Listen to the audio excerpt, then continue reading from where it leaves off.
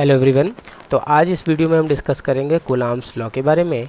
Coulombs law एक बहुत ही important formula कह सकते हैं, क्योंकि ये लॉ हमें फोर्स के बारे में बताता है, फोर्स बिटवीन टू चार्जेस। ठीक है, अब ये फोर्स रिपल्सिव भी हो सकता है और अट्रैक्टिव भी हो सकता है। तो फोर्स कितने हो सकते हैं? दो, अट्रैक्टिव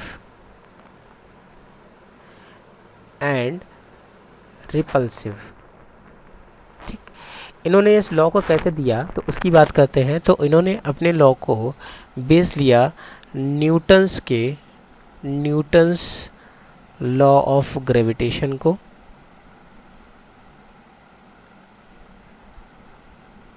जो हमारा लॉ था कि दो मासेस हैं जो एक दूसरे से डिस्टेंस पे रखे हुए हैं, आर डिस्टेंस पे। लेट कर लिया कि दो प्लैनेट हैं जो हमारे यूनिवर्स में लाई कर रहे हैं, इनके बीच एक स्मॉल अट्रैक्शन फोर्स लगेगा, जिसकी वजह से क्या होते हैं, ये यूनिवर्स में अपनी पोजीशन पर रहते हैं और अपनी पोजीशन या अपनी फिक्स ऑर्बिट पे रहकर क्या करते हैं, रोटेट करते हैं। नॉट ओनली यूनिवर्स, हम अर्थ पे भी बात करते हैं। तो ये दोनों ऑब्जेक्ट एक दूसरे से स्मॉल डिस्टेंस के थ्रू अट्रैक्ट होते रहते हैं। ठीक, तो ये अट्रैक्शन फोर्स इन्होंने जो बताया वो क्या बोला कि जो अट्रैक्शन फोर्स होगा वो डायरेक्टली प्रोपोर्शनल होगा product of their masses. And secondly point बोला कि the force of attraction is inversely proportional to the square of the distance between them. इन दोनों को जब करेंगे कंबाइंड तो क्या मिला, F equals to, if F is directly proportional to m1 m2 upon r square. और यहाँ से जो फॉर्मूला दिया इन्होंने वो था F equals to G m1 m2 upon r square.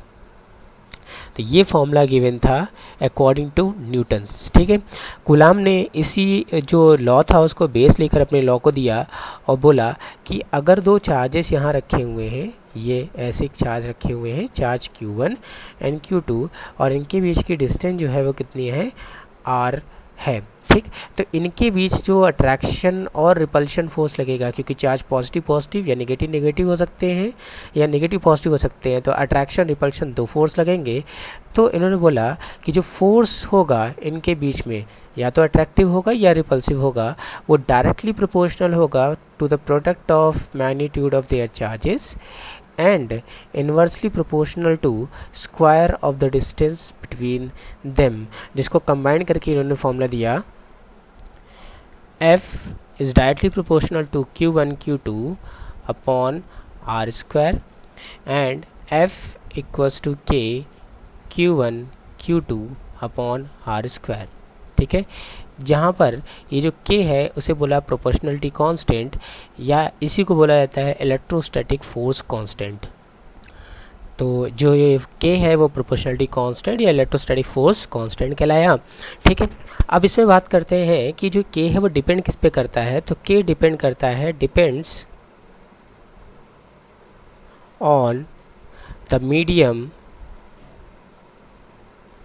Between two charges, यानी दो चार्जेस के बीच में जो मीडियम होगा उस पर ये हमारा K की वैल्यू क्या करती है, डिपेंड करती है, यानी ये डिपेंडेबल है मीडियम पर। ठीक, और इस K की वैल्यू इन्होंने क्या दी, इस K की वैल्यू दी K equals to 1/4 pi epsilon naught. अभी इस एप्सिलॉन नॉट के बारे में बात करते हैं, और ये वैल्यू थी 9 × 10⁹ न्यूटन मीटर स्क्वायर कूलाम -2। इसकी यूनिट तो हम बना सकते हैं, यहाँ से बनाना चाहें तो इसका मल्टीप्लाई इधर करेंगे। देख लेते हैं, F equals to K Q1 Q2 upon R square. तो चलिए यूनिट बनाते हैं जरा हम K की, इसका मल्टीप्लाई किया इधर तो K equals to F R square upon Q1 Q2। ठीक है, F की यूनिट क्या हो गई, न्यूटन, और R की मीटर स्क्वायर, और ये कूलाम नीचे है तो -2। This is the unit of K। ठीक, तो इसके फॉर्मूले को क्या बोला, K का जो फॉर्मूला होगा 1/4 पाई एप्सिलॉन नॉट होगा, और इसकी वैल्यू 9 × 10⁹ दी, जहाँ पर ये एप्सिलॉन नॉट को बोला परमिटिविटी ऑफ फ्री स्पेस। तो ये जो एप्सिलॉन नॉट है इसे बोलते हैं परमिटिविटी ऑफ फ्री स्पेस। तो फ्री स्पेस परमिटिविटी होती क्या चीज़ है इसके बारे में समझें। तो ये बताता है कोई मीडियम कितनी इलेक्ट्रिकल एनर्जी को स्टोर कर सकता है। ठीक है, तो ये मीडियम पे डिपेंड करती है, यानी कि मीडियम अगर चेंज होगा तो इसकी वैल्यू भी क्या होगी, चेंज होगी। इसकी न्यूमेरिकल वैल्यू की अगर हम बात कर लेते हैं तो इसकी न्यूमेरिकल वैल्यू आपके पास एग्जाम में गिवन होती है, फिर भी 8.85 into 10⁻⁻12 coulomb square newton inverse metre -2 इसकी वैल्यू होती है, जो आपके बोर्ड एग्ज़ाम में क्या होगी, पेपर स्टार्टिंग में ही गिवन होगी। तो हम कूलाम्स के अगर फाइनल फॉर्मूले को देखें तो जो फॉर्मूला होगा फाइनल हमारे पास 1/4πε0 Q1 Q2 upon R square होगा। ठीक है, बेसिकली हम जब भी यूज़ करते हैं तो वहाँ पर K का ही यूज़ करते हैं, क्योंकि K की वैल्यू हमारे पास डिफाइंड है, जो कितनी होती है 9 × 10⁻9 होती है। इसीलिए हम फोर्स का फॉर्मूला हमेशा K Q1 Q2 upon R square लेते हैं। ठीक, अब फोर्स है तो ये एक वेक्टर क्वांटिटी होगी, तो इसमें डायरेक्शन भी होगी, तो डायरेक्शन के लिए हम क्या लेते हैं R cap, where R cap is the position vector. ठीक है, which is giving position of one charge with respect to another. ठीक, ये पोजीशन वेक्टर हम लोगों ने 11 में पढ़ा था। ठीक है, चलिए आगे टॉपिक की बात करते हैं, लेकिन उससे पहले मैं कुछ पॉइंट्स जो दिमाग में रखने होंगे। पहला पॉइंट, ठीक है, कि पॉइंट चार्ज क्या होता है। पॉइंट चार्ज मैंने लास्ट वीडियो में बताया था आपको। ठीक है, ये पॉइंट चार्ज की डेफिनेशन आप वहाँ से देख सकते हैं। फिर सेकंड पॉइंट, जो कूलाम्स लॉ है, कूलाम्स लॉ, ये वैलिड है आपके लिए, किसके लिए, पॉइंट चार्जेस के लिए। ठीक है, पॉइंट चार्जेस के लिए क्या है, वैलिड है, और अगर हम पॉइंट चार्ज नहीं ले रहे हैं तो ये वैलिड नहीं होगा। ठीक है, अगर हम बात करें फोर्स की यूनिट की, तो हम इसमें यूनिट क्या लेंगे, न्यूटन लेकर के चलेंगे। ठीक है, तो बात करते हैं अब यहाँ पर हम कूलाम्स लॉ की इन वेक्टर फॉर्म। तो वेक्टर फॉर्म में हमारे पास क्या है, लेट किया कि दो चार्जेस है Q1 and Q2 are the two charges, और इनके बीच की जो डिस्टेंस है वो कितनी है, हमारी R है। चार्ज Q1 Q2 पे एक फोर्स लगाएगा, जो मान लिया दोनों कैसे हैं, सेम चार्जेस हैं, Q1 Q2 सेम चार्जेस हैं, मतलब मान लिया ये पॉजिटिव और ये भी पॉजिटिव है, पॉजिटिव एंड पॉजिटिव। तो ये Q1 Q2 पर फोर्स लगाएगा किस डायरेक्शन में, इस डायरेक्शन में, दैट इज़ F21, और Q2 F1 पर एक फोर्स लगाएगा इस डायरेक्शन में, दैट इज़ F12। तो यानी कि हम बात करें तो यहाँ फोर्सेस F12 क्या है, F12 force on first due to second, and F21 क्या है यहाँ पर, F21 is force on second due to 1। ठीक है, चलिए आगे बात करते हैं पोजीशन की। तो यहाँ पे क्या होगा, दिस इज द पोजीशन, यानी हम देखते हैं सेकेंड चार्ज की विथ रिस्पेक्ट टू फर्स्ट, तो इसको बोल दिया R cap 2 1, the position of second with respect to first, यानी फोर्स ये लग रहा है, and this is the position of first with respect to second. चलिए आगे निकालते हैं फोर्स F12 एंड F21। तो यहाँ फोर्स देखिए, force on 1 due to 2 is given by F12 K Q1 Q2 upon R square R cap 21, where R cap 21 is the position of second with respect to first. Similarly अगर हम देखें तो force on second charge due to charge first, then it is given by F21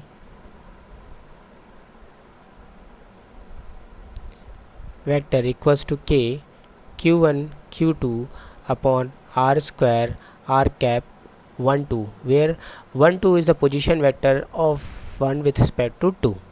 So from figure we can see that the direction of R cap 21 is opposite to the direction of R cap 12, because it is moving from towards right side and it's moving towards left side। ठीक है, तो अगर हम coordinate axis की curve से देखें तो जो नेगेटिव एक्सिस की तरफ चल रहा होगा वो क्या होगा, नेगेटिव ले लेंगे, और जो पॉजिटिव एक्सिस की तरफ चल रहा होगा वो पॉजिटिव लेंगे। तो ये वैल्यू हम पुट करते हैं कहाँ, पहली इक्वेशन में, तो हमारे पास क्या मिल जाएगा, F12 equals to K Q1 Q2 upon R square, और R कैप 21 की जगह लिखेंगे minus R cap 12। So this formula will become F12 equal to minus K Q1 Q2 upon R square, और यहाँ पे हमारे पास जो हो जाएगा वो बचेगा आर कैप 1 2। ठीक है, अब अगर हम फॉर्मूले को ध्यान से देखें तो हमारे पास क्या दिख रहा है कि ये वैल्यू जो है वो हमारी वैल्यू किसकी है, इसकी है, और यहाँ पे क्या लिखा हुआ है कि Q1 Q2 upon R square R cap 1 2, यानी इतने की जगह हम क्या यूज़ कर सकते हैं, ये लिख सकते हैं। तो यहाँ से क्या आ जाएगा, F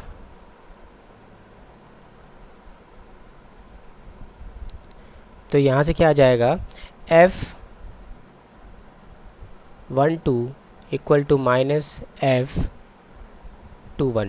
ठीक है, यानी ये वेक्टर्स फॉर्म ऑफ कूलाम जो होगा वो न्यूटन्स के थर्ड लॉ को फॉलो करेगा।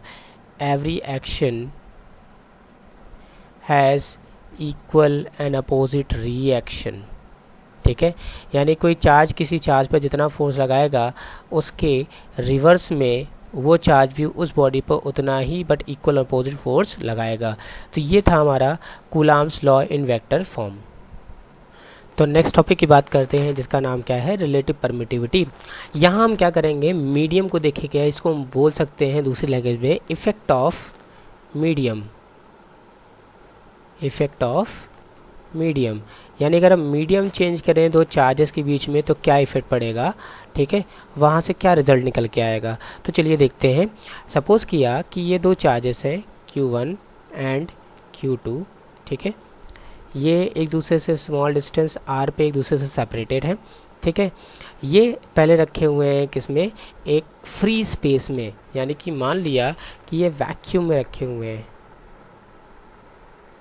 ठीक, तो जब वैक्यूम में रखे हुए हैं तो इनके बीच जो फोर्स लग रहा है वो लगेगा F equals to 1/4πε0 Q1 Q2 upon R square.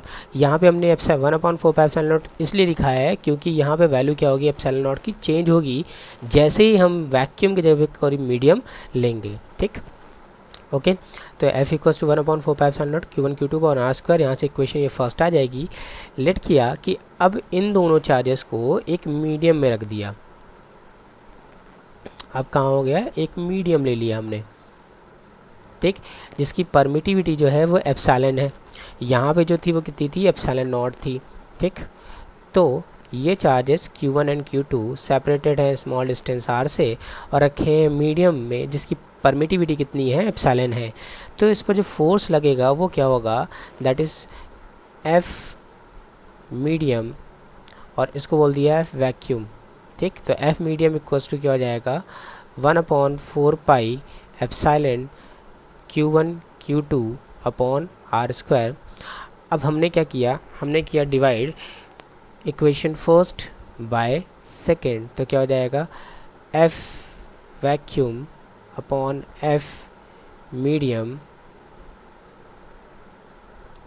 Equal to 1/4π ε0 Q1 Q2 upon R square और upon 1/4π epsilon Q1 Q2 upon R square. यहाँ से सब हो जाएगा कैंसिल, तो क्या बचेगा, F vacuum upon F medium that is equal to 1/ε0 upon 1/ε। तो इसको हम लिख सकते हैं क्या, ये पहुँच जाएगा ऊपर, तो ε/ε0। इसी को हम बोलते हैं रिलेटिव परमिटिविटी, यानी the ratio of the permittivity in any medium to the permittivity of free space, that is called relative permittivity. This is the definition of relative permittivity. ठीक, और जहाँ पर जो वैक्यूम अपॉन मीडियम है ना, F vacuum upon F medium, इसको बोलते हैं F vacuum upon F medium, इसको इक्वल टू K यानी डायलेक्ट्रिक कांस्टेंट भी बोलते हैं। ठीक है, जिसके बारे में हम ब्रीफली चैप्टर अपने सेकंड में पढ़ेंगे। ठीक है, यहाँ पर इसका न्यूमेरिकल यूज़ होता है, न्यूमेरिकल आता है, इसलिए यहाँ पे इसको हमने बता दिया है कि वैक्यूम यानी force in any medium, vacuum to medium का जो रेशियो होगा उसे हम डायलेक्ट्रिक कांस्टेंट के बोलेंगे। ठीक है, जिसको हम इस्तेमाल करेंगे अपने कुछ न्यूमेरिकल्स में, और इसको पढ़ेंगे हम चैप्टर नंबर सेकंड में ब्रीफली, ठीक है। तो एप्सिलॉन क्या है, एप्सिलॉन आर यानी रिलेटिव परमिटिविटी क्या होता है, the ratio between the permittivity in any medium to the permittivity in free space, this is called relative permittivity, ठीक है। तो चलिए देखते हैं यहाँ पे कुछ एक क्वेश्चन जो रिलेट करेगा हमारे फोर्स से। कहता है 2 पॉइंट चार्जेस हैं 4e plus e are fixed at distance a apart, where should a third point charge q be placed on the line joining two charges so that it may be in equilibrium, ठीक है, कि ये दोनों ये क्या हो, equilibrium पर हो, यानी कि फोर्स नेट फोर्स जो काम करे वो ज़ीरो काम करे। तो चलिए देखते हैं कैसे करेंगे इसको सॉल्व। तो हमारे पास यहाँ पर क्या है, दो चार्जेस हैं, एक है +4e और एक चार्ज है हमारा क्या +e। कहता है ये दोनों जो हैं वो सेपरेट हैं डिस्टेंस r से, सॉरी डिस्टेंस हमारे पास यहाँ पर a है। नाउ कहता है where should be the third point q be placed on the line joining two charges, यानी कि यहाँ पर कहता है इन दोनों चार्जेस के बीच पे किस पॉइंट पर हम इस चार्ज को रखें कि इनके थ्रू लगने वाला फोर्स जो हो वो इक्विलिब्रियम, यानी बोल सकते हैं कि किस पे आ जाए, आपका नेट फोर्स ज़ीरो हो। तो सपोज़ किया कि ये वो पॉइंट है, ये a ये b और इस पॉइंट को हमने बोल दिया क्या c, और यहाँ पर हमारा चार्ज रखा है क्या q। यहाँ पर यानी पहले चार्ज से x डिस्टेंस पे चार्ज ही हमारा रखा हुआ है, ठीक। तो बोलता है कि इस पॉइंट पर जो फोर्स होगा net force due to this and this क्या होगा, ज़ीरो होगा, ठीक। कैसे, तो ये वाला चार्ज इस पर फोर्स कुछ इस डायरेक्शन में लगाएगा, जबकि ये +e जो फोर्स लगाएगा वो कुछ इस डायरेक्शन में लगाएगा, क्योंकि ये 4e and q and e and q ये सब क्या है, पॉजिटिव चार्ज हैं। तो इसको बोल दिया force due to +4e on q that is F1 and force on q due to e that is F2। अगर हम कूलम्ब्स लॉ के अकॉर्डिंग फोर्स की बात करें तो F1 कितना हो जाएगा, k 4e into q, 4e into q upon distance that is x²। अब अगर हम बात करें b से c तक की डिस्टेंस की, तो टोटल डिस्टेंस a है, इतनी x है, तो ये क्या हो जाएगी a minus x। Now the force on q due to e,